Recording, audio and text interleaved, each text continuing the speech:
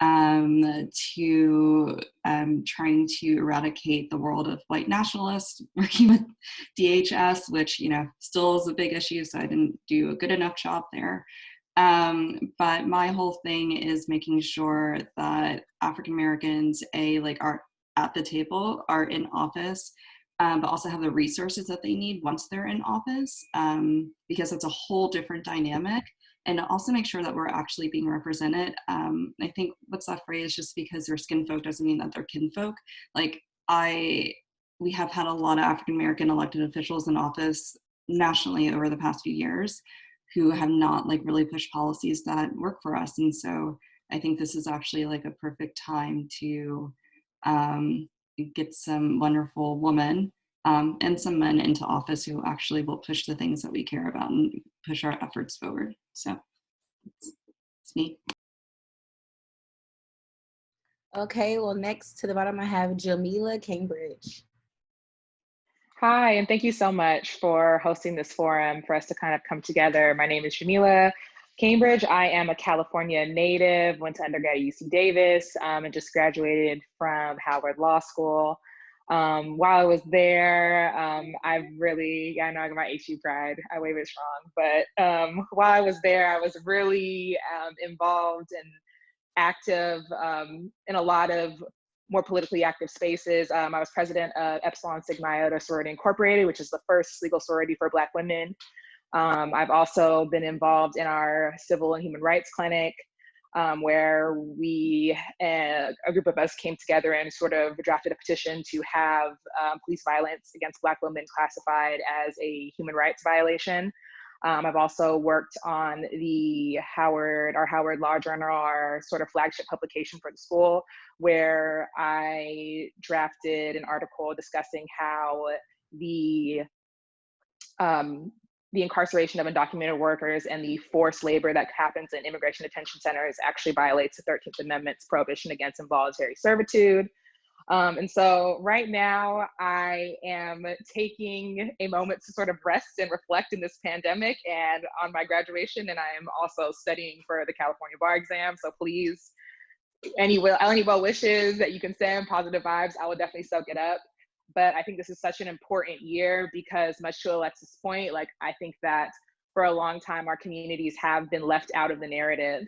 And I think that this is the opportunity where we are now getting, at least I'm optimistic that we are now getting a lot more spotlight, especially in our communities. And I really think this is an important discussion around how we can leverage that to get our initiatives sort of pushed forward. So thank you again for your time. Thank you. And next I have Naomi Amaha Goldnick. And please tell me if I pronounce it incorrectly. Thank you, Cheyenne. Good morning and afternoon to everyone. My name, as Cheyenne said, is Naomi. I got my start in the policy and politics space actually in college at UC Davis with some of the founders of the Coco Coalition and Jamila. That was really the impetus for my desire to serve. And after college, I worked for an elected official in our state capitol. Started to get involved with campaigns. I'm now based in Colorado, but my first time to Colorado was attending the DNC and then coming back to work on the 2008 presidential election. Since then, I've had various roles in the public policy and advocacy space, lobbying at state capitals, now with a heavy focus on local government. And so for me, I echo the sentiments of the other speakers and just really feel like now is the time to not only have more Black women in positions of power as elected officials, but involved in a more intentional way in the policy making process. And that's just something I've observed sitting at tables where I am usually the only person that looks like me. And if I find one other person, we run to each other afterwards and want to get to know each other. And it shouldn't be like that. We need to have more spaces where there are Black women that are leading the discussion as we talk about policy changes that impact our community. So I'm really excited to be here and I'm ready for the conversation. Thank you. Okay, so you guys, I'm just thankful to be here because you said it correctly, Naomi. There is not too many spaces where you join and there are people who look like you and you can kind of have those similar conversations. And one thing that I've learned is that you mentioned it as well, Alexis, it's more than just getting to the table. It's more than getting elected. It's about the resources when you are elected. But I think that what a lot of people would like to be informed on is like, why do we vote? Like, why do we vote? What is the purpose of voting? A lot of Black people don't think that their vote actually works because of the misunderstanding of what we think a policymaker or elected official is. One thing that Supervisor Mark Ridley Thomas taught me a very long time ago was it's about participatory democracy. So after you get the person inside of the office, you have to participate in the process. So then you can hold them accountable, but then you can also push your agenda a little bit, especially. So my first question would be, what are the issues that you believe Black women should pay extra attention to during this election? And I'll do the same roundabout. So I'll do Alexis, Jamila, and Naomi. That way we can, and if you don't want to, you can just say, hey, no worries. I just think that I don't ever want to say that I can represent what all Black women care about the most. I think that it's important to get a myriad of expertise and outlook on why we think this election is the most important this year, especially as a Black woman. Sure. So I think three things. The first one is maternal health. It's just absolutely incredible to me that like we still have to have this conversation where like Black women are not like respected or listened to when it comes to our like own bodies, especially like after we give childbirth. We have the highest mortality rate and I think it was only because Serena Williams decided to like actually speak up about it that like people decided to like care about like Black women and their health issues after they give birth. And so I think like that's number one for me. The other one is I would say climate change, because you know, as women, we're caretakers, but we also are exposed to so many different like types of pollutants based off of the communities that we live in. And I think it's like something that like we don't think about that actively, but it really, everything connects back to our health, right? In terms of like what's in the drinking water, what's in the soil, making sure like our kids don't have exposure to like lead paint, and like all of that like falls into like the umbrella of environmental violence or environmental justice, whatever, like however you want to call it. And I think the last thing is Black women really need to care about national security. And that sounds a little bit like out of left field, but no one cares about Black women except for us, and which is amazing, but like that's not enough. And our laws are put in place, our criminal justice systems, police brutality. I mean, Breonna Taylor is like a perfect example, but even beyond that, no one protects us. And I think Jamila will probably touch on this later about like making Black women's rights like human rights and like viewed in that space to where we should be protected. I think within the US specifically, we should think about it through national security space, because we aren't protected. We're not part of those conversations, and the emphasis is only on protecting men. And then sometimes we get to Black men, and then it's like Black women, it's like, oh, we shot you. Okay, that happened. Like, and no one cares. And so I think those are the top three issues that I think we should be caring about. Thank you. And Jamila, I'd love to hear a little bit more about the human rights part of the Black women making a human rights issue. But I'll pass it on to you. Yeah, and that was actually there's two thoughts that I really wanted to get out around that. So of course, like policing and human rights surrounding how Black women are treated on it, not only on the soil, but on an international level. But I think also too, I do want to talk about education. I think that Black women remain one of the most educated groups in this country. And so I think that we really have to scrutinize what education policy is looking at. And I think prior to law school, I worked in higher education.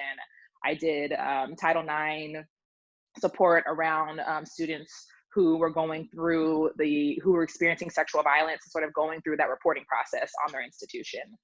And I can say that I think that the way that Title IX is being handled right now is in a very scary position, specifically around reporting and how that's done. A lot of policies that were sort of established in the Obama era, specifically around reporting and how that's handled.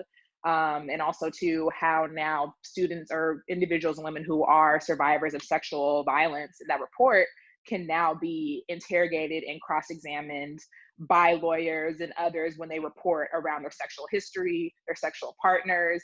And so a lot of relaxing around sort of rape shield laws in this current administration. And it's very concerning because, once again, I said we're one of the most educated groups, so we also experience higher rates of sexual violence.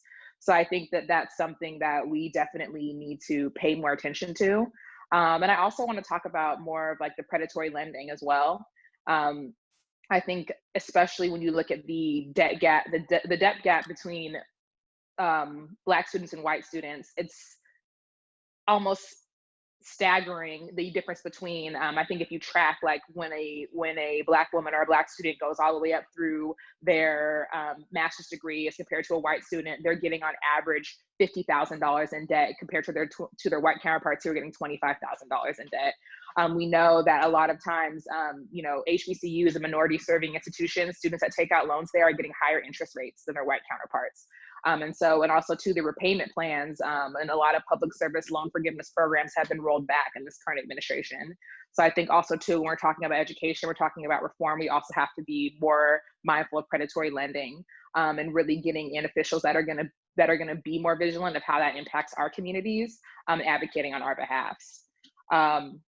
Finally, I do also want to touch on sort of the human rights and the policing towards Black women. I think that that's always been something that, especially now, has caught media attention. And I think that we need to continue to push this narrative. I think that I'll be out there, and I think we all know that we talked about Breonna Taylor, like there still has been nothing done around sort of her murder.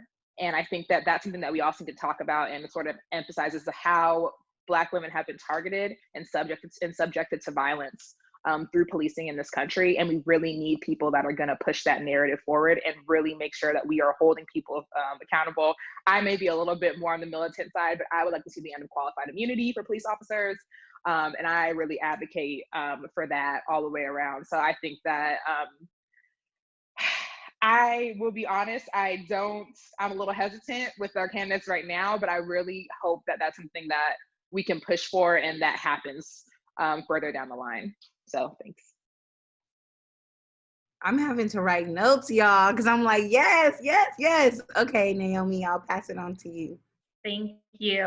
So beyond the topics that have been brought up by the other candidates, I think about, how we are in this pandemic and what does the economic recovery look like, because there will need to be more stimulus packages with really targeted approaches at state and local entities, and how are they reviving businesses, and how are they investing those dollars to help businesses that are owned by Black women and communities of color?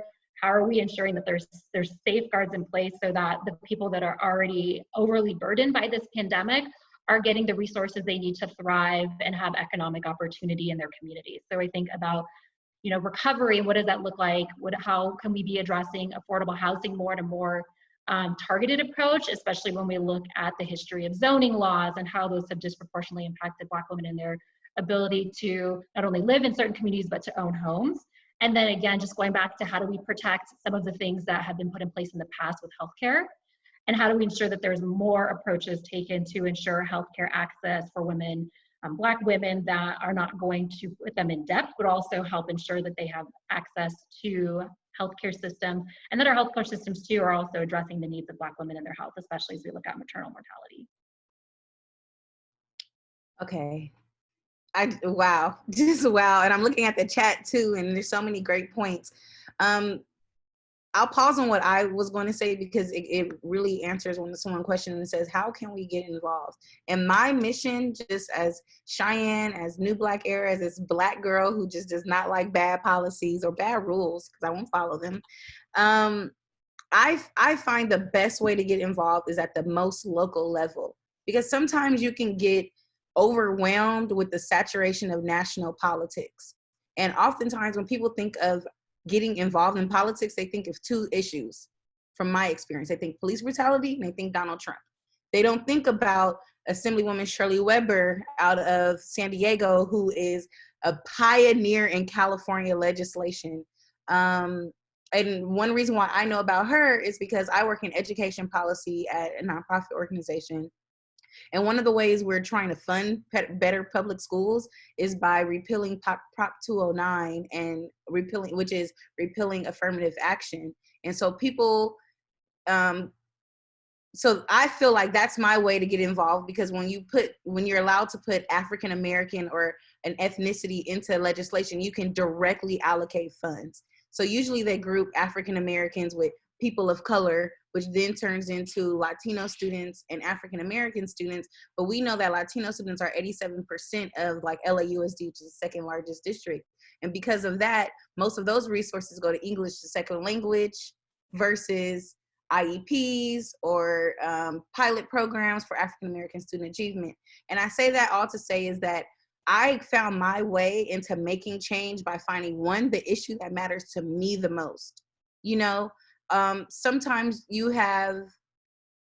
there's so many things that we can all change. And I know for me, I'm like trying to stay up on like as much as legislation as I can, but it's a lot and I care about it. But if I'm just a person who's like just tired of fighting and losing, tired of robbing Peter to pay Paul, tired of losing family members, tired of my son or my daughter not getting the education they need, tired of not being able to buy a home, homelessness, like all the things that I'm tired of, I find out who's making the rules for that. Okay, who's leading on that? And then that's how I find my intern. So for Terry, who asks, how can we get involved? Find who on your local level is pushing something that either is against what you're for or for what you're for. And then you can join a town hall. Now they're all on Zoom, so they're a tad bit more accessible, but then we get Zoom fatigue. But the best way for me is find a nonprofit or find a local official who is doing the things that you're interested in. For instance, I threw in there Black Women for Wellness, who leads Black women's health in California. They lead a lot of legislation. And every week they're talking about doulas and they're talking about, pregnancies. They're talking about how to navigate the healthcare system. They're teaching you how to cook. They're teaching you so many different things. But I found that through nonprofit organizations. But before we get into that, we got to talk about like, why are people voting and not voting? And there's just a lot about that. I know that this conversation could go in so many ways. We could have so many sub conversations, breakout sessions, because there's a lot to talk about. So about 100 million Americans did not vote in 2016 because they did not want to. And so what are some ways that you guys think we can mobilize and motivate our community to get out and vote? And I'll change the round robin just a little bit because my screen switched. So I'll go Naomi, Alexis, then Jamila.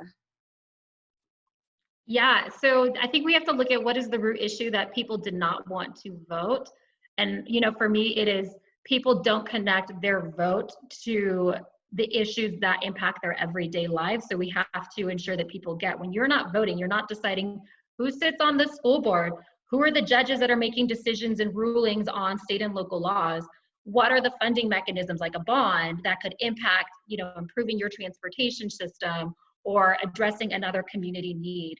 So I think once we can get to that point where people can connect back their vote to these issues in their community, in addition to the people that hold the decision-making power, that is a start, but we also too have to just help people better understand the issues they're voting for.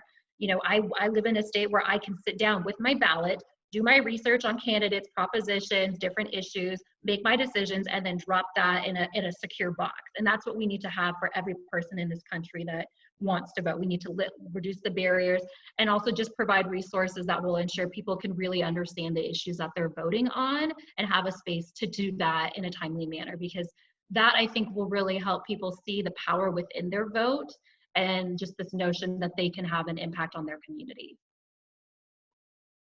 Thank you. Alexis, what do you think? Oh, so I like second everything Naomi just said, and I'll add two more things, and I'm going to be a bit militant. So I'm going to add on by saying people also need to remember that elections happen every year. right? And so it's not just like these big presidential elections, right? We had midterms in 2018, and you know, Donald Trump is awful, right? Like that's a no-no. That's not surprising for anyone. If you're on this call and you think he's great, then like let's get you some mental health like checks. But what made it worse is that we had politicians, we had governors, we had mayors, we had sheriffs who followed that type of ethos that never got voted out of office, or they were reelected in 2018. And that allowed for a lot of like the Muslim ban, right? Like that allowed for that to continue, right? Just without all the media fanfare. So you really need to pay attention like who you're voting into office, because they are in charge of money. But they're also the ones who are taking these federal policies and figuring out how to implement them across the state. But also you have your governors who are working with state legislators. And so like it funnels down. So I just need people to understand that you have to vote every year. It's not just the big years. It's not sexy to like sit down and like look at a voter guide if you do have access to one. But I think as Cheyenne said, Naomi said, like, you need to like find something that you're passionate about and figure out like who is in charge of it. And I think once you do that, you'll understand that a lot of legislation, it's all interconnected, right? And so you should be able to like view everything through like the frame of mind through like the education lens, right? And you get to see how everything is connected through that way. So find something that you're passionate about, sit down with your voter guide and do that. And I think the militant part is, and I'm still really angry about 2016, is that we literally got lazy after we had Obama. We got really complacent. We were happy for Obama in 2018. We were happy for Obama in 2008. In 2012, those numbers dropped off in terms of African Americans voting for his reelection, because they figured like everyone else will vote for him, like my vote doesn't really matter, so I don't really need to come out. And then because of the candidates that we had, Hillary Clinton and Donald Trump, there was like, I don't really like Hillary, I want Bernie. They felt as if like their voices weren't going to be heard anyway, so what's the point? We need to stop that, because that is what got us into this situation. And if we don't change that like frame of thinking, we are going to be in this situation. And as Black women, like, again, no one really cares about us. So it doesn't matter, right? If there are like Black, like people in like Donald Trump's I don't know, cabinet, like if he gets reelected, it still does not matter, right? Ben Carson, right? Look how he gutted HUD. So like, I need people to understand that like it doesn't matter if you don't feel excited about these candidates. You need to exercise your power, because if not, like it's going to get worse than the pandemic that we're sitting in right now. I don't know what worse looks like, but I didn't know that we were going to be dealing with a pandemic. So like, could you only imagine what worse will look like? So that's my like militant side. Like I'm telling everyone, you don't have an excuse this year. And if you don't have stamps, we will get you stamps, right? Like there should be no barriers to prevent you from voting. And I think there are a lot of organizations that are making it very accessible for everyone to be able to register to vote, to get your ballot, to make a plan, and to help people who cannot leave their homes to vote. So I think like there's so much out there that there's no excuse anymore. So that's my rant. No, I love it. I love it. I'm just being respectful because I want to like chime in, Jamila, but I'm really interested in hearing what you have to say because I saw a few head nods and shoulder moves. How do you feel about the same question about mobilizing and motivating our community to get out and vote? Well, and I first want to acknowledge that I completely understand and empathize with like the voter apathy that has happened. I think that it is exhausting to live in your communities and see, you know, reoccurring issues, seeing the fact that you don't have clean water to drink, that your kids don't have textbooks, that you don't have access to resources that people in a different zip code have, and to continually be sort of pandered to for like this vote, and then you give it and nothing really happens and changes. So I understand and I empathize with how exhausting that process can be, to sort of just be continuously left out of this narrative.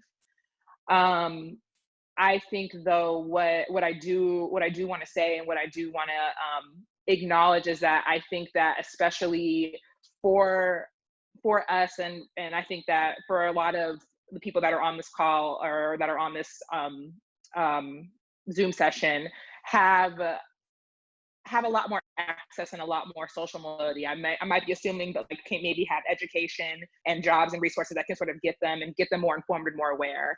I think too that this election is just so important. Like we cannot afford to not get everybody that we know out and voting. And I think for me, what really kind of wanted me to sort of get more involved with this is that I heard sort of friends telling me that, you know, their family members were still kind of questioning if they should vote. And I just think it's like we have to find a way to really understand and sort of make people realize that this period, like, yes, voting and elections and politics is a marathon. We may not get what we want right now, but to completely just disengage is going to leave us way worse off. I think especially when you look at like this pandemic and how our community is literally being wiped out from this. And I think that, and I find it not surprising that the moment that our leaders realized that it was killing us, everything could open back up. So I think that we need to really make sure that us, with the people that have the resources, that have the information, like we are sort of making it more grassroots and getting more involved in our community, reaching out to people, reaching out and saying like, you know what, I know that your cousins aren't feeling it right now. Like, let's roll up, like, let's get people registered.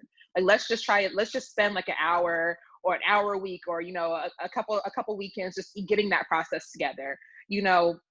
In a lot of underserved neighborhoods, also too, a big part of voter suppression is the polls. If you only have 1 or 2 polls and people are waiting 2-3 hours and they can't take off 2-3 hours from work, they got kids, they got to pick up their kids, like, I couldn't get my vote in. And so all those things are intentional. So I think that also too, one thing I was really want to sort of highlight and acknowledge is that, you know, Howard Law played a big role in that, where we were basically like reporting a lot, especially during the midterms, people that weren't being able to vote, or people that were having their voting polls shut down. So really sort of finding these ways to, again, make it more grassroots and getting back involved in like, how can we in our communities, number one, get people aware with our resources, and number two, making sure that we're holding people accountable. So when we have those faulty polls, or when people aren't able to mail in their ballots and get it counted, like we are finding other ways to get our foot in the door. There's one more thing that I also just want to throw out there that I was sort of looking into as well, is that,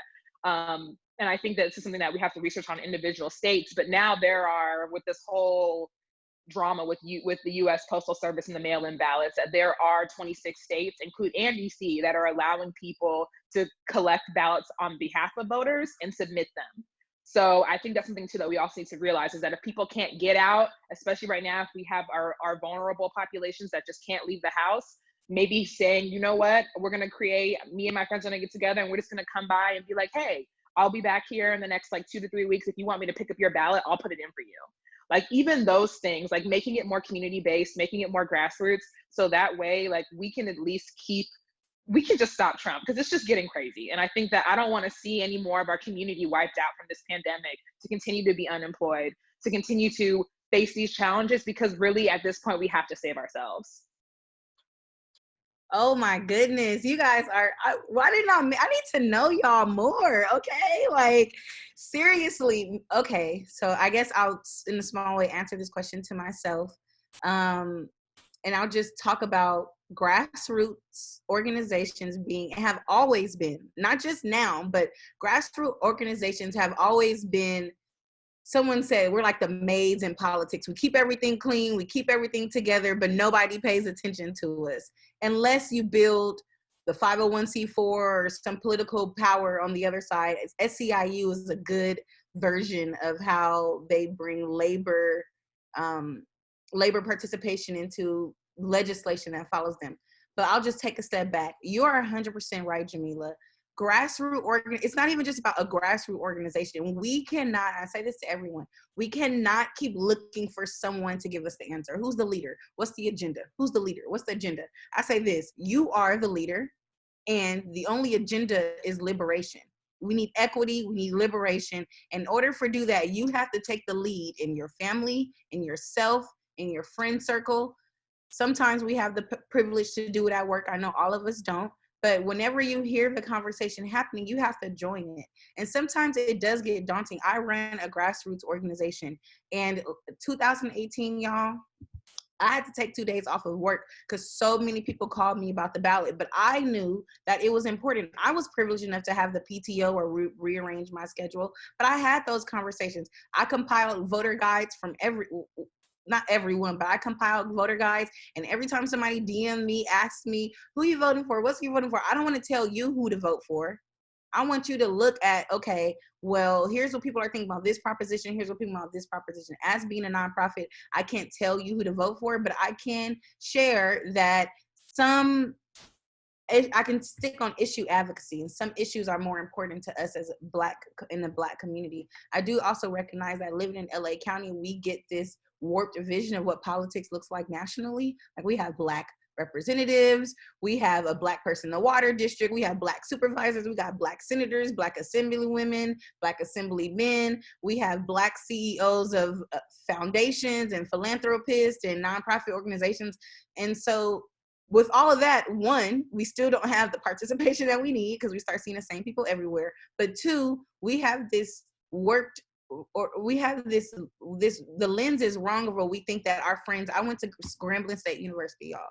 Grambling, Louisiana is Black in Grambling. It's not Black anywhere else. There's no participatory democracy. The only rules you're gonna make is over the Grambling, and Louisiana is not for it. Okay, I think about my friends in New Orleans. I think about voter suppression in Mississippi. I think about Stacey Abrams in Georgia fighting. Voter suppression is real. And so when you talk about those caravans, let me know what you think of, Jamila, because I'm trying to figure it out too. A friend of mine, we've been gathering money, we've been putting our own money together, getting grants, talking to these Black leaders here in LA, saying, hey, we've made neighborhood voting kits that we'll drop off the whole week of September 20th to 26th to get people to vote. They got stamps, they got masks in it, all of that information to a voter ballot. But that's the additional work that I have to do to make sure that it's just not those of us who are involved in politics or policy or community-based programs, but it's about those who have no idea, because they're getting hit the hardest.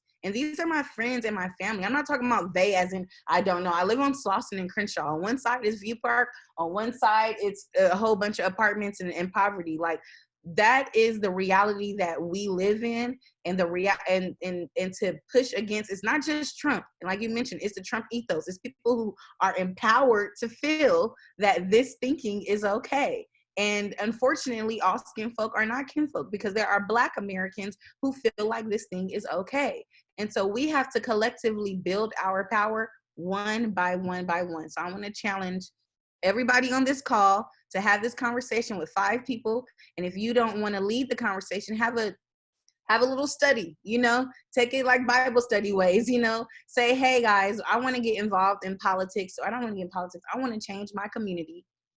And let's just go over what might be on the ballot. I found this website, and if you need information, I'll put my email in the chat box.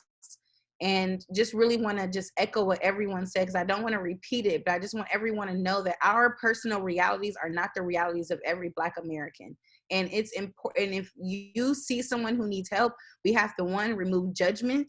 We have to remove judgment, and we have to trust each other just a little bit more. Now, if someone shows you who they are, believe them, but trust them enough to talk about politics, to talk about voting, to talk about our situations, to share resources, to share knowledge and share information, because that's the only way we can really build political power, where we put power against power.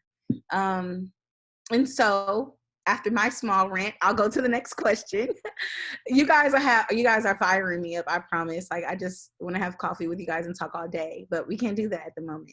So my next question, it'll really go back into our personal role of Black women impacting change in our society throughout history. What are some of the challenges as a Black woman? Like, let me know. I see deep breaths. I'm seeing like nice smiles. Let me know. And I'll start with you. I don't know. I'll just do another round robin. Jamila, you had the deep breath first, so I'll let you go first. And then I'll go to Naomi and then Alexis. Sorry, I think I kind of got like a cutoff. Can you say the question one more time, just to make sure I heard it correctly? Absolutely. And I'm telling myself to slow down because I do talk fast when I'm so excited. So, what is your outlook on the role of Black women impacting change in our society throughout history and today?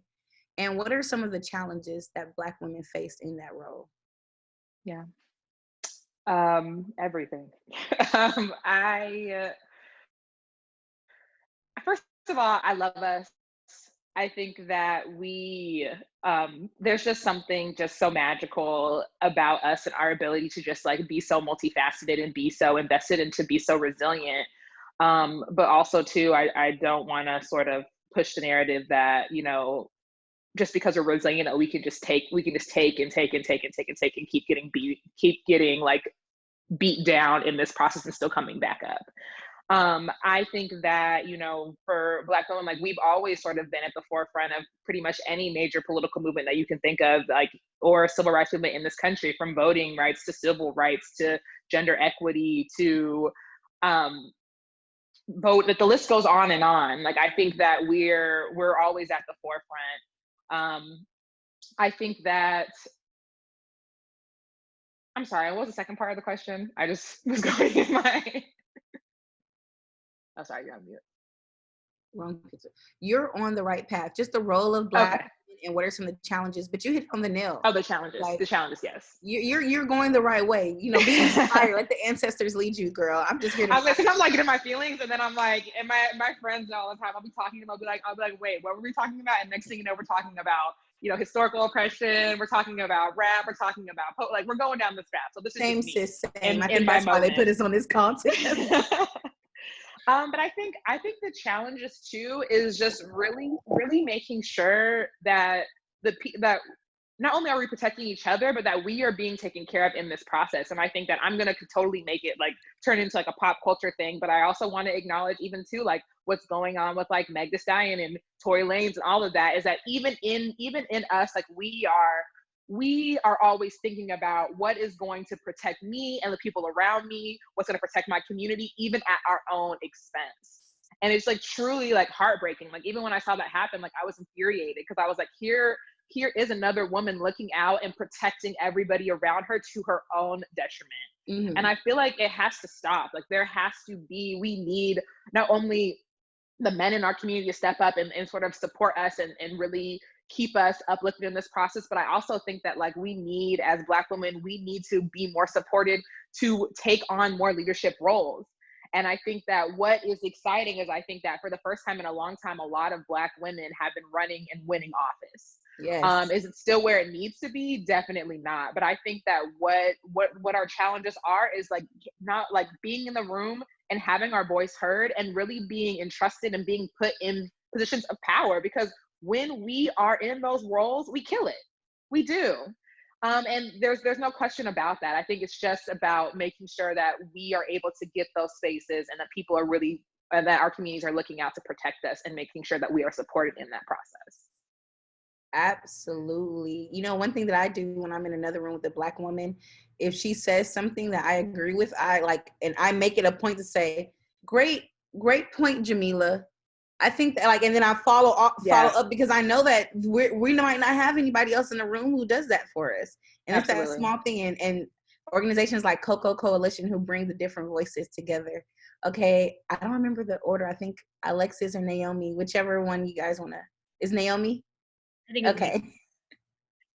So I'm really energized in terms of just the level of engagement with Black women, and this feels like now is the time that I don't want to say people are taking it seriously, but people are investing in our work and our value and our desire to go for those leadership positions that have typically never been held. I think I saw the most Black women are running for Congress than have ever. And the one downfall of that was Black women struggle with fundraising. We sometimes are at the lower end when it comes to political fundraising. And Alexis, I'd love to hear your perspective as someone that's worked in that space.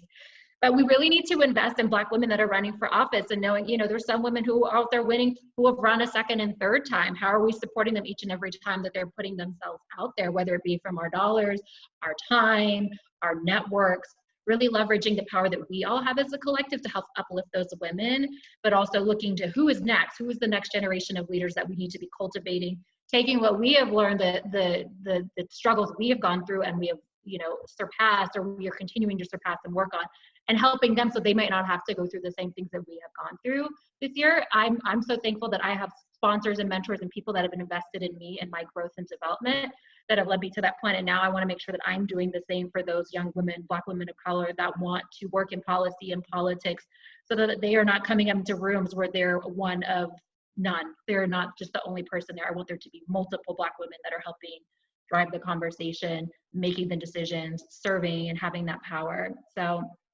and I think you touched on something too, Cheyenne. The burnout is real. It's going to take years to kind of address all of the things that we have come about and, you know, break down these barriers. So self-care is real, and we tend to take on more than we should because we get things done. So how are we taking time for ourselves so that we don't burn out? There was a point where I walked away from policy and politics because I was burnt out, and then I came back within less than a year because I missed it so much and I missed the ability to be able to have impact. So how are we also ensuring that we're holding ourselves accountable to self-care, to knowing that this is a long game, and to ensuring that we are resilient because we know it's going to take time to really drive the change that we need to see. You know what? I'm just going to pass it to Alexis. Okay then. I don't even know, like, yeah, we all need to like meet up for coffee or drinks because we can talk about this for hours. So yes, Jamila, yes, Naomi. So I guess two quick things, and then I think this will all make sense where I'm going with this. So I went to Spelman, and when I was at Spelman, no one cared about Black women in politics on Spelman's campus. So like so to see like someone like Stacey Abrams come out and like have the community support her, because we all know once you leave Atlanta proper, like that's it. Like that's the only like safe space that you have as an African American within Georgia proper. And to see the blatant voter suppression that was taking place, not only physically, right, like on the ground, but also virtually as well on platforms like Facebook and Instagram. And yes, I work there, but like this is what happened. But there was not support from the Black community the way that it should have been. And it's not just us supporting us. We also need Black men to support us too. And I think that what we're seeing with like the announcement of Kamala Harris, it's like some article popped up yesterday about like why Black men don't like Kamala Harris. Just like we need to stop that, right? It goes back to the Megan Thee Stallion. It goes back to Black women leading everything and not getting recognized until we die, right? Like it was very nice to like hear all of these speakers this week talk about like how Black women are the backbone of X, Y, and Z movement. I'm like, but you weren't here supporting us. And the reason why we had to leave these movements is because you didn't think it mattered, and then we made it matter, and then you left us out of the actual conversation. So I need the way that we think about Black women in politics to change, not from like our point of view, but from everyone else's point of view. But I also think that while it's important to actually like be in office, right? I think one of the hardest things is that we don't have policy experts, right? Like we don't have people who can talk about more than Black issues. And when you are a Black woman and you want to work in politics or in policy, they see you and they want to like slot you into civil rights. They want to slot you into X, Y, and Z healthcare or criminal justice, right? Like that's it. We need to like be in a place where we can like walk in and say, like, I'm an expert in X, Y, and Z field, take me seriously. And that's how policy starts to change, because, you know, it's awesome to be like an elected official, you're a figurehead, but the real policy and the real change happens from the people who work for you, right? And your chiefs of staffs. And like, we don't have Black female chiefs of staffs. We don't have those. We don't exist, right? And we don't have Black female policy experts. And like, we exist, right? Like we have some on the call, but like we're not in these offices, right? And so like that's where policy changes, and it's not just exclusive to like working for another person of color. No, we like need our white elected officials to have people like us in those offices to push change on every single level. So that's one thing. The other thing is, I think in 2012 when I worked on the Obama campaign, we used to do something called voting parties. Because in Colorado, you can collect 5 ballots a day and drop them off at like a drop box or like a polling location. And we would do that this way, people who could not leave their homes, who trusted us, who we canvassed, would give us their ballots. And that's how we would help the community. And I think like this is a perfect opportunity for us to explore how to do that, but also Zoom parties, right? Like we want to talk about issues that matter to us. Like if we're all living, so let's say we're all living in LA, what's on the ballot in LA? Let's get together and talk about it. Like we're all like down to go to brunch, right? Like why don't we just do like a brunch, like Zoom education party? It's not that hard. And it needs to start happening in like early October, right when GOTV starts, because that is when we are going to see so much misinformation.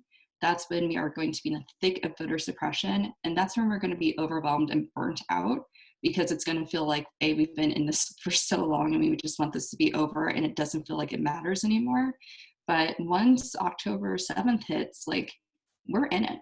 And like, that's the time that we need to start engaging all of our friends, family, and people in the community, because you're right, we are privileged, but like with that privilege comes a lot of great responsibility.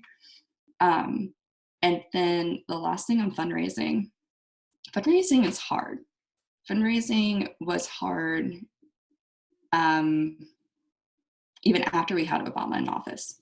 And I worked for a group called the Collective PAC, and we raised money. Yeah, so I was their fundraiser in 2018, and we raised money for Stacy, for Andrew, but for all like a slate of African American elected or candidates across the U.S.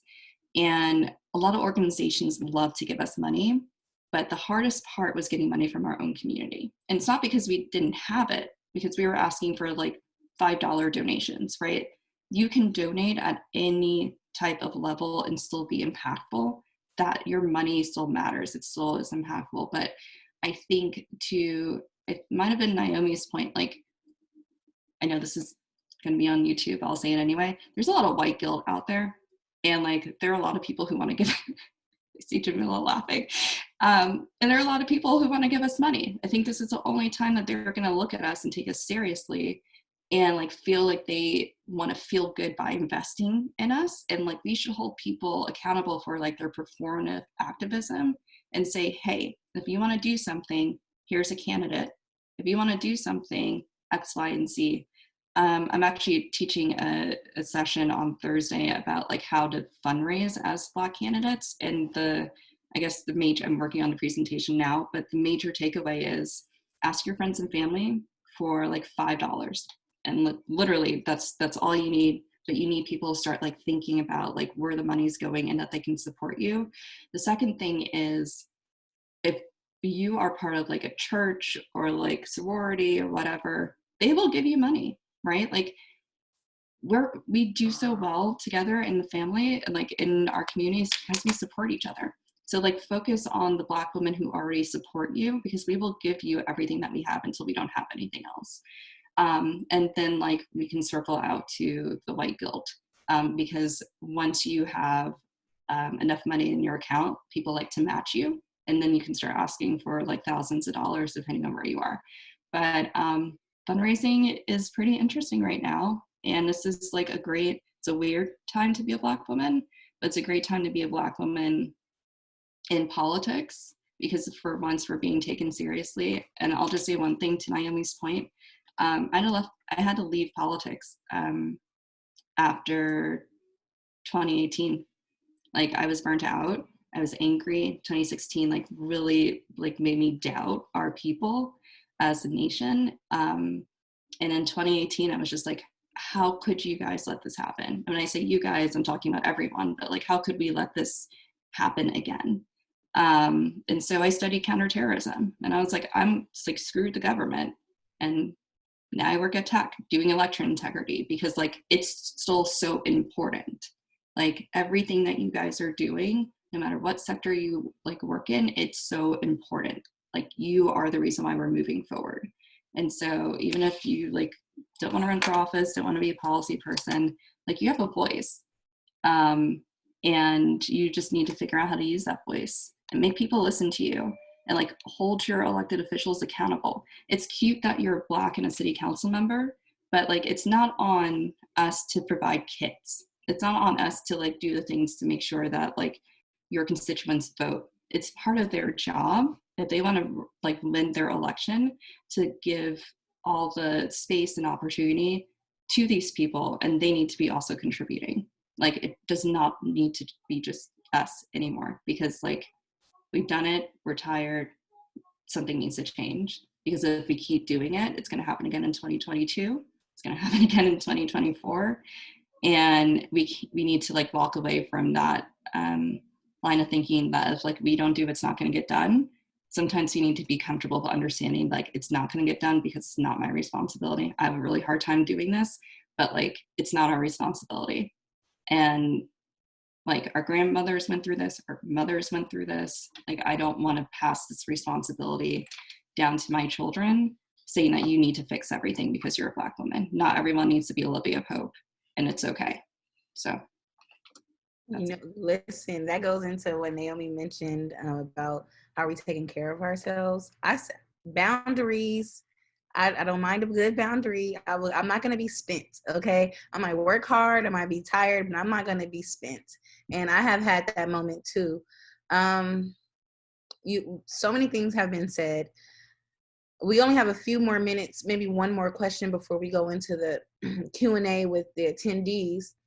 But just to touch on like fundraising and just money, power, voting is a tool. It's one thing, but we need to fund Black women. We need to fund Black organizations. We need to hire Black consultants. We need to hire Black media. We need to create new Black media. We can't only, no offense, but we can't only rely on social media, Facebook, Instagram. There's Blavity. We have to push the Black resources we have to include politics. Roland Martin went off the day John Lewis of his professional because it wasn't on BET, it wasn't on Aspire, it wasn't on TV One, and this is John Lewis. Like, we are here because of giants like him, and it was on CBS, it was on CNN, but it wasn't on Black media.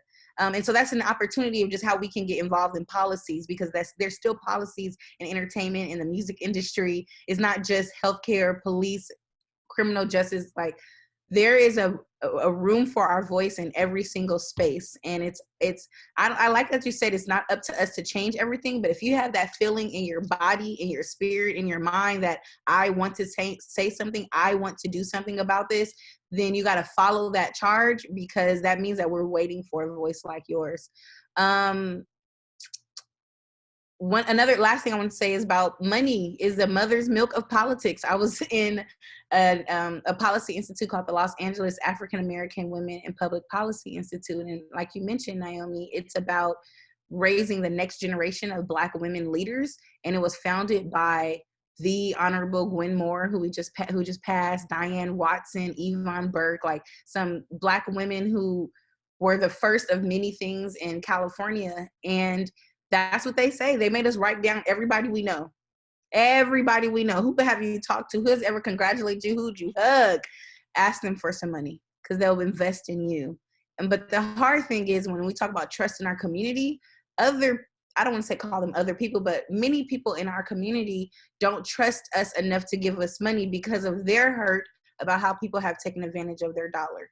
And I recognize that, but we have to push against like our own stereotypes to get the change that we want to see.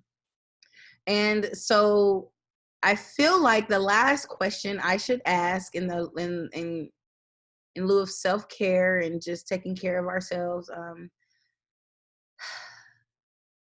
I was going to ask, how do we stay engaged politically, being that our career is centered in politics, and how much of politics is your personal life?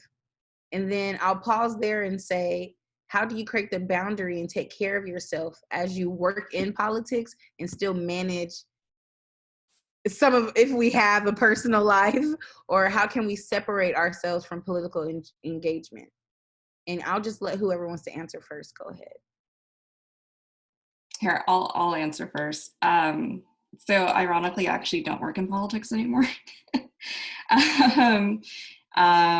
which actually has been really amazing because I was so burnt out that working, I run elections like integrity for my global team for Facebook.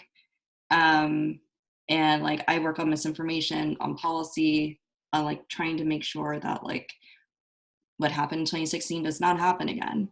But like by working on that, it gets me a lot of like space and time to like do things like this and like get active again.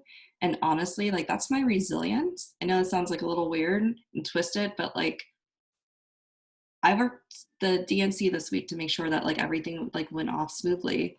And I don't think I got more than 4 hours of sleep. I woke up this morning really excited to talk about this because this is actually what matters. And so, you know, there's no boundary anymore. And I don't have a personal life because of quarantine.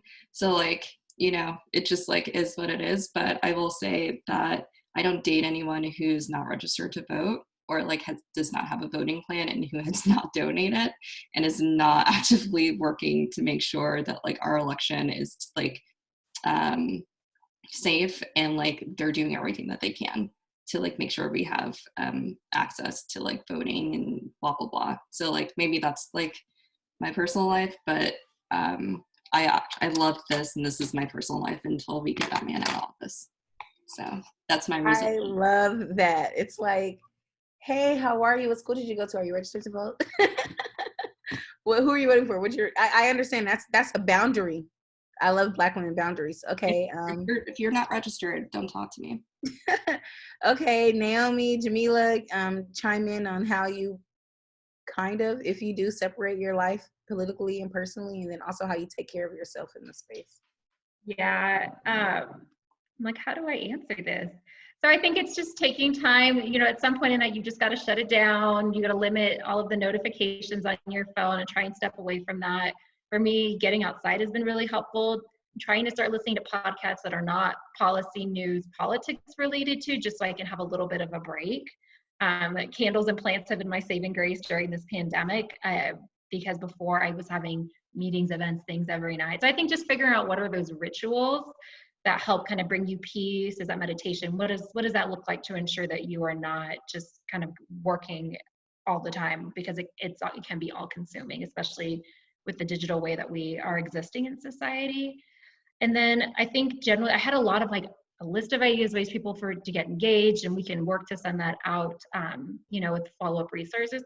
But I think sometimes too, just taking stock of like, what brings you joy, what brings you passion, how do you find that passion? And I will make a plug for one of my mentors. Terry Broussard Williams has written this amazing book called Find Your Fire. It's something that I'm revisiting in terms of figuring out what is my passions, what are the things that motivate me to be active, because I've been involved in different issue areas because of my work and my volunteer experience in the past, but that doesn't have to define me and my future. So just trying to take time to take stock of what brings you joy, what brings you fire in your life. And if something doesn't, cut that out, whether it be like the ways in which you engage or just, you know, how you go about your activism in life. So those are things I have really not put enough time into, but I'm trying to, especially because of this pandemic and trying to like reassess a lot of things. But I think doing that can help a lot of people, especially if they're at the beginning of their journey of like policy and activism. So. Thank you. Jamila, drop some more gems, girl. I think that I think that for me, I can't separate myself from politics, because I think that as a Black woman and in our identities, like our identities are inherently political. We are inherently just sort of like in a space where we are constantly resisting institutions that want to tell us what we are, what we aren't, and what we can and what we can't be. So I think that to me, it's always been a space where, number one, I'm definitely like a OCD type A in the fact that unsolved problems really bother me. So I think that politics sort of create this aspect where, and I think that I'm also really blessed to have gone to, you know, with my law degree, sort of be in a community with people who we're energized and invigorated by unsolved problems. And so I think a big part of politics and a big part of my community was, you know, I joke all the time with I think our friend group, we joke all the time about how, like, you know, we come over, we drink wine, and then it's like a 3-hour debate about anything. And like, how do we solve voter suppression? You know, what are all the pitfalls with the Obama administration? How is Trump going to get reelected? Like, we are very critical. We are overly critical of the world around us. And I think that it has helped to keep me sharp, but it also has helped to like keep me engaged, and it's helped to keep me passionate. And so I don't want to, at least I know that it can be an exhausting experience. And I know that there's definitely time for a balance, but I don't think I ever want to live in a world where I don't care about what's happening around me. I don't care about my community, and I don't care about other people that are impacted, because we are all interconnected. And politics touches everything that we do. And I think that's the biggest thing that grinds my gears, is people who are just like, yeah, I don't want to get political. I don't like politics. Politics is the moment, like everything that we do, from the rent you pay to the food you buy, to what you get in the stores, to where everything that you do is political. And so to disengage from that is to deny yourself and deny those around you the ability to be engaged and have autonomy and agency in how they live their life. Yeah. So to me, like, that's not a negotiable. And I think that that's something that I really have to surround myself with people who are willing to engage and have those difficult conversations. I think one last thing I really wanted to say was that, and I loved Alexis' point, where I think I hold myself accountable in the sense of like, I have to recognize like my privilege in that space, and recognize like, you know, with my education and with my degree, like, what am I doing with it? Because I think that like the political process is just like, especially like around like, I'm a big nerd. So I love the Constitution, and I love to like, you know, argue with people about it and like go back and forth about it. And so I think that to me, I understand that, you know, the political process is like it's like a very nebulous process. It's very difficult to understand how these different mechanisms work. And I am still constantly struggling with like understanding, especially as I'm studying for the bar, but that's a whole other thing. I'm also like really struggling with, you know, and wrestling with like all these different areas of law and how politics connect with that. And so who am I to have this knowledge and be privileged to get it and not share it, not use it to uplift my community, not use it to help those around me? And I think, again, what Alexis was saying, you know, I'm fangirling over her right now, is that, you know, I don't want to look back. I don't want to look back at the and just kind of turn to the younger generation and say, all right, well, you guys got to handle this. I want to look back and say that like I did my part, that I did what I could to try and influence those things around me. And so I guess I'll just end it there, is that I think that we have a bigger sense, we have a bigger obligation. And I think a lot of our leaders are the ones that push the way for us are gone. So it's time for us to step up. And so what are we going to do? Yes. Okay. Y'all, like, I feel like I will be in one of those debated conversations too. And one thing that I always do, I start conversations like, I recognize my bias and my privilege. Like, no matter how I grew up, like I have a master's degree. I have not lost my job during the pandemic. I have been blessed enough to open my door. I've been blessed enough to do all the things that I know that if I didn't get like certain help, that I wouldn't be able to do. So I thank you guys for that. We have a question, and I just have to take a moment and pause, like, really, because I've learned so many things. And one thing I like about talking to different people, even if I don't know them, is getting new information, because we get stuck in like our little microcosms and we get groupthink. So I'll think like my friends, and even like my political friends, and even like their friends, like we all have. And then like living in LA, like we still have, again, a different perspective on what other people experience. And so I thank you guys for enlightening me on so many things, and I'm taking away a lot. So Aaliyah says, thank you all for taking time to be here with us. I like to take a few days off prior to the election to focus and rally as many as I can to vote. Yes. Just want to say that. What are some of the best ways to engage people during the days leading up to and the day of? I'll just do a quick stab. Anybody else can jump in. My thing is, we've all mentioned it. Voting, picking up ballots, mailing in your vote, If you live in a state where you can pick up the ballots, Jamila, I'm sending you an email to ask for more information. Alexis, I don't know how you guys did that. I would like to know how you guys did it. Picking up your neighbor's ballots, educating people on the ballot, having a Zoom ballot party, or if you're with people inside of your house home, pull up the ballot that offline or that you got in the mail and go through it, do your research and see who you're actually voting for. That is very, very, very important. Because a lot of times the propaganda on either the yes or the no will convince you that it is the right thing, but you have to know, what does that mean for me and my home? And don't vote because someone else will vote, but don't give yourself an opportunity to research your vote. And then I'll just throw that on to anyone else who wants to go along with that. I guess one thing I'll say two things. One is use yours, if you have like a social media platform, it doesn't matter how many followers you have, just keep every single day reminding people to vote. Send DMs, tag people. I think like that's going to be really important. But if you're going to take a few days off, we're going to see the start of early voting. And what we saw during primary seasons, that people were out waiting to vote at like 6 a.m. in the morning. So like, I think one of the best things that we can do, and I'm going to figure out like how we can do this in the Bay, is to like support the people who are online, right? Like you were talking about like kits, like food. We used to like do music and food and whatever. Like I think this time it's like hand warmers, right?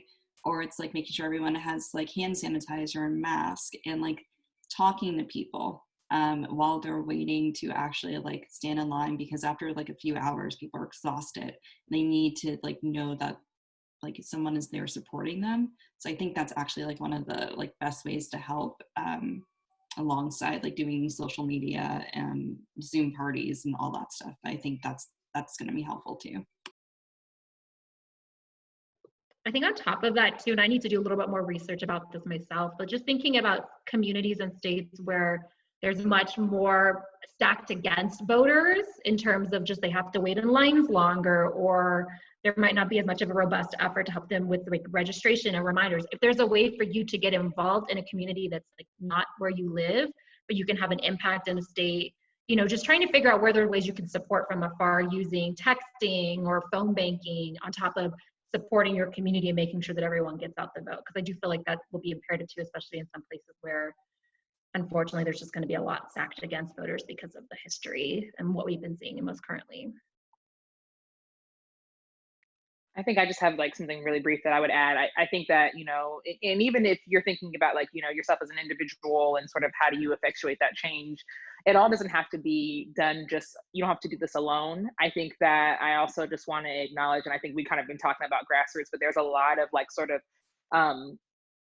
grassroots organizations that also have sort of smaller chapters in your area. I don't know where people are geographically, but that might have smaller chapters in your area that are also doing these things, and they need volunteers. So it may be something that you might dedicate like a day or two to just going out and kind of helping. I think some things that go off in my mind, I think that, you know, Advancement Project, Movement for Black Lives, Black Youth Project 100, Black Lives Matter, like all those things, like a big part of their platforms are usually around civic engagement. And so they're almost always going to have some sort of voting voting platform or voting event where you can sort of come in and volunteer and organize. So I think definitely looking in those organizations and kind of seeing when their meetings are, where their events are, and if it coincides, you know, coming in and doing like a couple hours too can also sort of help you contribute to something that's already organized and ongoing, so you don't have to recreate the wheel when it comes to that support.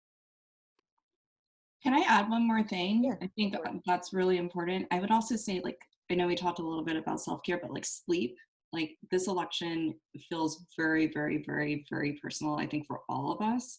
And like those last few days, you're going to be very like excited and overwhelmed, but like also rest, because it's a marathon, and like we don't want you to like get sick. We don't want you to like feel like burnt out. We actually want you on November 3rd in the evening to like be up and awake when the results come in. So I would also say like focus on sleeping, but focus on like self-care too.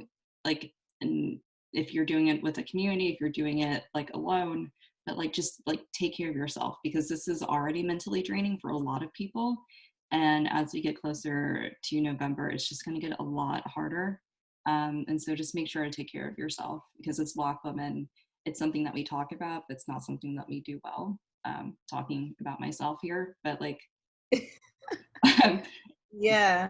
that's No, yeah, you got to take care of yourself, and not performative. Like, self-care isn't, it can be the nice things, but self-care sometimes is just sitting by yourself with your thoughts, with no words, no anything, just finding out what your body is telling to you. Actually, is Jasmine from Coco Coalition, who told me at a brunch like 4 years ago to listen to my womb and listen to my body. Like, my body would tell me what I need. And I thought that was just, I didn't even know what she was talking about. I was like, girl, that's deep. But then I like tried it one day and I was like, I want water. I want fruit. Like if you drown out the noise, you will hear yourself. And so we're wrapping up. And as we wrap up, I want to just tell people GOTV is get out to vote, or get out the vote. And grassroots are the people on the field that we ignore all the time, at the Ralph's, at the corner store, and not calling you, texting you, phone banking. Those are the people who they're actually who are communicating with you. And grass tops are the people who are making the decisions. Just want to just share that, just in case people didn't have the understanding of the language that we have been using. And I also just want to reinstate that all these suggestions that we're giving about how intense it's going to be in October, even starting now, is because voter suppression is real. What does it mean? It means that if they didn't want us to vote, they don't want us to vote. They don't want us to vote because, and they being the powers that be, people who hold policy, who make policy and hold power through the policies that they create, they know that when we vote, we win. And that when we come together as a collective to share not only just share our voice through advocacy, through social media, through conversations, but when we put our votes where our mouths are, they're intimidated, we will vote them out. And that has happened, and it's happening. And just as it's hard, we feel like we're not making any progress, but we are showing up a little bit more. Now we want to challenge you guys. I want to challenge you guys to make an informed vote, and to understand what goes on outside of the realm of our personal little worlds. I'm slacking. I'm not at work. I'm putting here in the chat a YouTube link to Stacey Abrams' new documentary that will talk about voter suppression. And then I also now want to give a chance for all of you amazing women. Like, I'm going to send y'all an email, y'all, because like there's just so much power in this conversation. And it's also very rewarding and heartwarming to know that when I'm not the only one, not that I ever thought I was the only one, but that there's more of us, and I'm continuing to be in a space with more like-minded, but not just like-minded, but more Black women who care community, and it's just not policy and politics. Because one thing I learned with that and getting my degree in political science, that politics is just the allocation of resources. Who gets what, when, where, why, and how. And so what we're doing, we're voting for the person who plays that politics, who makes the decision on who gets what, why do they get it, how do they get it, and when do they get it. And a lot of the times we're the last to get it, Black people, Black women, even that. And so I see Mimo on the line. We are just going to go around and share what we are doing, ways that people can get involved individually through our organizations, or through any campaigns you are working on or working with or volunteering with. And whoever wants to start can go out, and I'll just go last.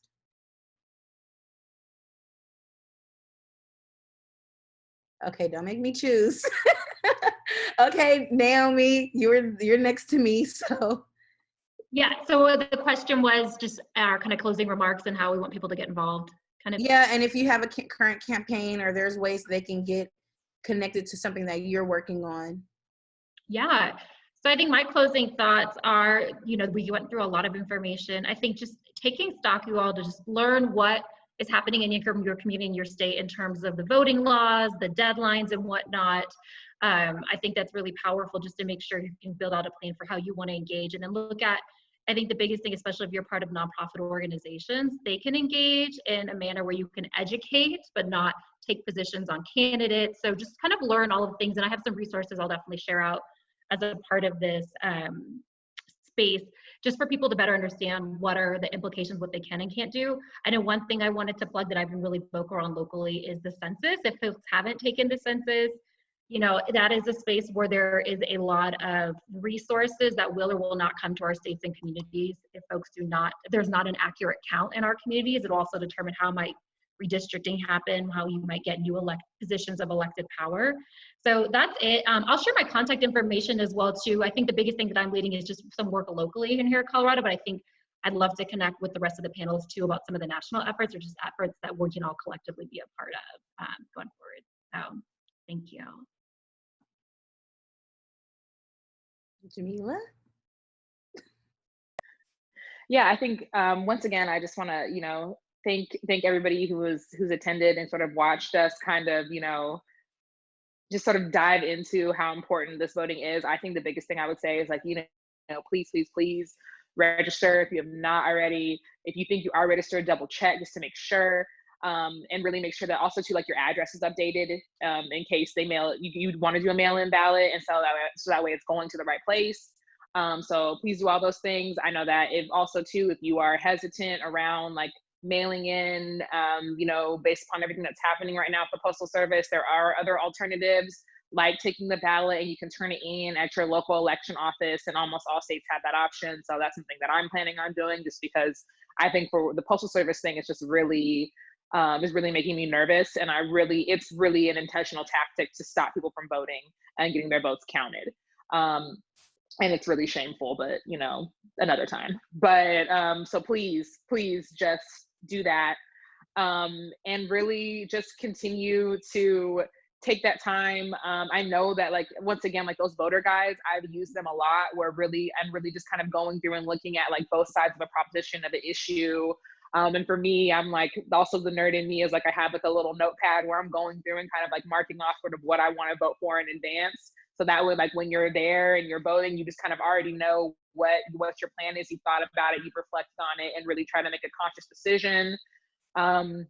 Reaching out to your family and, you know, and really being patient with them, especially if they're resistant or they don't understand. I know that I had to like, my mom's so funny. I spent like 30 minutes with her on the phone to sort of explain to her like what a mail-in ballot was and sort of like what she's supposed to do and all of that. But, you know, she did it. And I was proud of her. So, you know, even understanding that even in our families and in our social circles, that we are oftentimes, you know, the biggest resource there. So really feeling empowered in yourself to be able to use your space and your influence to push those around you to really getting involved, because this does matter and it is a marathon. It really is.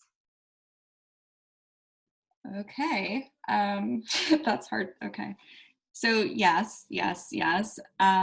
I'm gonna add something a little bit different. I know everyone on here is on Facebook and Instagram. If you guys see something that's like misinformation or seems like really suspect, like weird mail-in ballot dates, weird election dates, weird things like targeted towards Black people or Democrats or Republicans, please report that. Like you can do it within the app itself. One of my jobs is to make sure all that like voter suppression is off the platform. And what we saw in 2016 was like they were targeting our communities. And like, because of the division within our communities already, like I'm just forecasting that it's going to continue, and it's just going to get worse. And so if you see that information, please report it, or you can send it to me. I'll drop in my IG handle, because that's what I'm working on. And like, I feel as if we can have conversations with our friends and do everything that we can do. But I think it took me a while to like understand that there are like millions of people and like we can't touch everyone. And so the best thing is to like make sure everyone's informed with the right information and make sure everyone has the right information. And I guess one other thing in terms of mail-in ballots, Jamila, I think like hell yes. But also so many people had their name scrubbed from voter databases. And so when you're checking, make sure that like your name has not been scrubbed, because you might think like I'm already registered, everything's good, but like that doesn't mean anything. My name was scrubbed. So like, please check. And if it is, please file.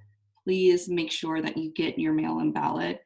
please make sure that if they're just like your signatures don't match up or your addresses don't match up, do not let that deter you from being able to actually vote.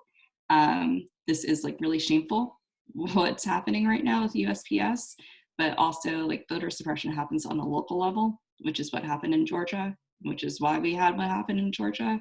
So like just be really conscious and help your family members too, because you can see who is registered and make sure that everything is like up to date. But like I think those are the two biggest things.